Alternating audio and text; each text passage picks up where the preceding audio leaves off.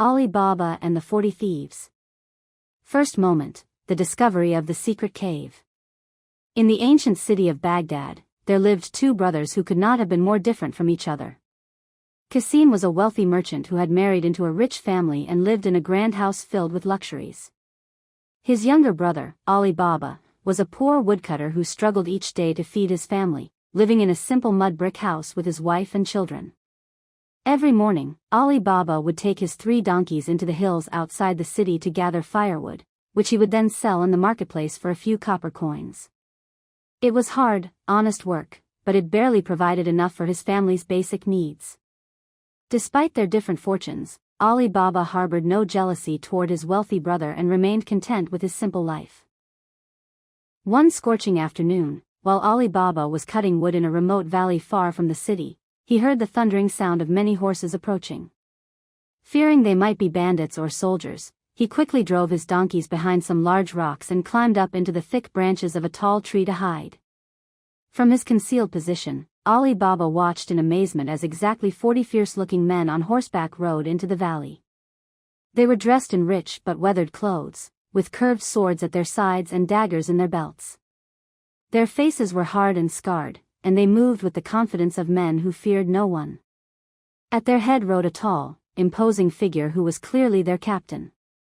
The band of thieves, for that is surely what they were, rode directly to what appeared to be a solid rock wall at the base of a steep cliff. Alibaba held his breath, wondering what they could possibly want with such a desolate place. The captain dismounted from his horse and walked boldly up to the rock face. In a loud, clear voice that echoed through the valley, he called out, "Open sesame." To Alibaba's utter astonishment, the rock wall began to rumble and shake. Slowly, a massive stone door swung inward, revealing a dark cave entrance that had been completely invisible moments before. The magic words had revealed a secret passage. One by one, all 40 thieves rode their horses into the mysterious cave, and the captain followed on foot. The great stone door closed behind them with a grinding sound, once again becoming indistinguishable from the natural rock wall. Alibaba remained frozen in his hiding place, his heart pounding with excitement and fear. After what seemed like hours, he heard voices and movement from within the cave. The stone door opened once more, and the 40 thieves emerged, now carrying large, heavy saddlebags that had not been with them before. Their horses moved more slowly under the additional weight. The captain was the last to leave. He turned to face the cave entrance and called out in his commanding voice, "Close sesame." Immediately, the stone door rumbled shut, sealing the cave's secrets within. The band of thieves mounted their horses and rode away in a cloud of dust, heading toward the distant mountains. Alibaba waited until their hoofbeats had completely faded before daring to climb down from his tree. His curiosity overwhelmed his caution. Approaching the rock wall with trembling steps, Alibaba stood exactly where the captain had stood and called out in a voice that shook with nervousness, "Open sesame." The magic worked for him as well. The great stone door opened, revealing the mouth of a vast cave that seemed to stretch back into the heart of the mountain. Gathering his courage, Alibaba stepped inside. What he saw took his breath away. The cave was enormous, with a high, arched ceiling that disappeared into shadows above. But it was not the size that amazed him, it was the contents. The cave was filled with the greatest treasure hoard imaginable. There were chests overflowing with gold coins from every nation, bags of precious gems that sparkled like stars, bolts of the finest silk, ornate weapons encrusted with jewels, golden goblets, silver plates, and artifacts of incredible beauty and value. This was clearly the accumulated treasure of many years of robbery and pillage. The 40 thieves had been using this cave as their secret storehouse, hidden away where no one would ever think to look.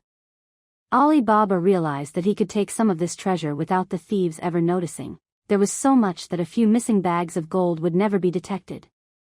But he was also wise enough to know that he must be very careful. He selected only a few bags of gold coins, loading them onto his donkeys along with the firewood he had cut. Before leaving, he carefully called out, "Close sesame," and watched as the stone door sealed shut behind him. Then he hurried home, his mind spinning with the magnitude of what he had discovered. Middle of journey, the secret shared and Kasim's greed. That evening, Alibaba sat with his wife and quietly told her everything that had happened.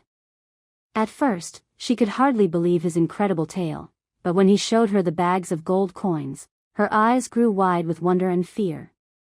"Husband," she whispered, "this treasure belongs to dangerous men. What if they discover what you have done?" "I was very careful," Alibaba assured her. "I took only a small amount from their vast hoard. They will never notice it missing. But we must be extremely cautious about how we use this gold. We cannot suddenly appear wealthy, or people will ask questions." His wife agreed, and they decided to bury most of the gold and use only small amounts at a time to gradually improve their circumstances. But first, they wanted to know exactly how much they had. Since they could not count such a large quantity of coins, Alibaba's wife decided to borrow a measuring cup from Kasim's house to measure the gold. Kasim's wife, who was curious about everything her poor in-laws did, wondered why they would need to measure anything in such large quantities. Before lending the cup, she secretly smeared a bit of fat on the bottom, hoping to see what they were measuring. When the cup was returned, Kasim's wife was shocked to find a gold coin stuck to the fat. She immediately showed it to her husband, and Kasim's eyes grew dark with suspicion and greed. The next morning, Kasim confronted his brother. "Alibaba," he said coldly, "I know you have gold, enough gold to measure rather than count. Where did a poor woodcutter like you get such wealth?" Realizing that denial was useless, Alibaba reluctantly told his brother the whole story. But instead of being happy for his brother's good fortune, Kasim was consumed with jealousy and greed. "You must tell me exactly where this cave is," Kasim demanded. "As your older brother, I have a right to this treasure too.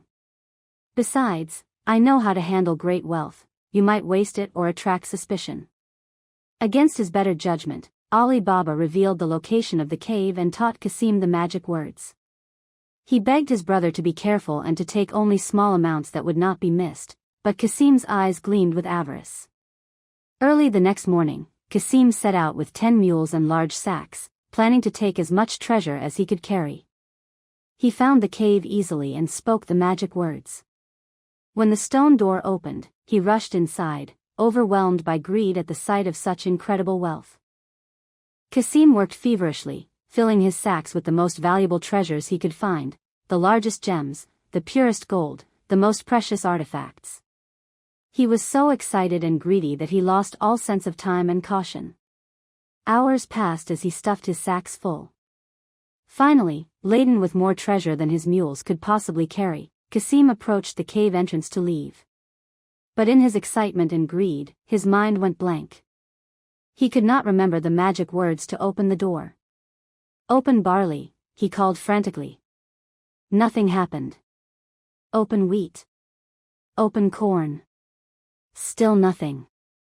He tried every grain he could think of, but the door remained sealed. In his greed, he had forgotten the simple word, sesame. Panic set in as Kasim realized he was trapped in the cave with no way out. He paced back and forth, trying desperately to remember the correct word, but fear and desperation clouded his mind. All the treasure in the world was worthless if he could not escape to enjoy it. As the day wore on, Kasim's situation grew more desperate. He knew the thieves would return eventually, and when they found him there with their treasure, his fate would be sealed. Last moment, Morgiana's cleverness and final victory. That evening, when the 40 thieves returned to their cave, they were shocked to find Kasim inside with sacks full of their treasure. Their fury was terrible to behold. The captain's eyes blazed with rage as he realized that their secret had been discovered. "Who dares to steal from us?" the captain roared. "How did you learn of our cave?" Kasim, terrified beyond words, begged for mercy, but the thieves showed none. They killed him immediately and, as a warning to any other potential thieves, cut his body into 4 pieces, which they hung inside the cave entrance.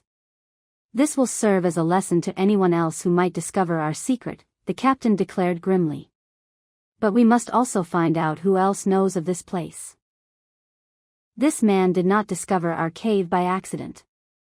When Kasim failed to return home that night, his wife became frantic with worry. The next morning, she went to Alibaba, pleading with him to search for his brother. Though filled with dread, Ali Baba felt he had no choice but to go to the cave and discover Kasim's fate. When he spoke the magic words and entered the cave, Ali Baba was horrified to find his brother's dismembered body hanging as a grim warning. Though he was saddened and frightened, Ali Baba knew he had to act quickly. He took down Kasim's remains and loaded them onto one of his donkeys, along with some bags of gold to justify his trip to the hills. But Ali Baba faced a serious problem. How could he explain his brother's death without revealing the secret of the cave? If people learned that Kasim had been murdered by thieves, questions would be asked that Ali Baba could not safely answer. Fortunately, Ali Baba's household included a slave girl named Morgiana, who was not only beautiful and kind, but also incredibly clever and resourceful. When Ali Baba explained the situation to her, Morgiana immediately understood the danger they all faced. "Master," she said thoughtfully, "leave this to me. I will arrange everything so that no one suspects the truth." Morgiana's plan was brilliant. She went to an old cobbler in the poorest part of the city and gave him a gold coin, more money than he had seen in months. She blindfolded him and led him to Kasim's house, where she had him sew the pieces of Kasim's body back together. Then she blindfolded him again and led him away, swearing him to secrecy. To explain Kasim's death, Morgiana spread the story that he had died suddenly of a fever. She bought medicines from the pharmacy and acted the part of a devoted servant caring for her sick master, even though he was already dead. When she finally announced his death, everyone believed that Kasim had died of natural causes. Meanwhile, the 40 thieves discovered that Kasim's body was missing from their cave, along with some of their treasure. They realized that someone else knew their secret, probably whoever had told Kasim about the cave in the first place. "We must find this person and eliminate them," the captain declared. "Our safety depends on it." The captain disguised himself as a merchant and began searching the city. Eventually, he found the old cobbler who had sewn Kasim's body together. Through clever questioning and bribery, he learned what had happened and convinced the cobbler to show him where he had been taken while blindfolded. Following this trail, the captain discovered Ali Baba's house. He marked the door with a piece of chalk so his men could find it later, then returned to the hills to plan their attack. But Morgiana noticed the chalk mark on their door. Realizing what it meant, she quickly marked all the other doors in the neighborhood with identical chalk marks. When the thieves came to attack that night, they could not tell which house was the right one, and their plan failed. The captain tried again with a different mark, but Morgiana outwitted him once more. Finally, the captain decided to handle the matter himself.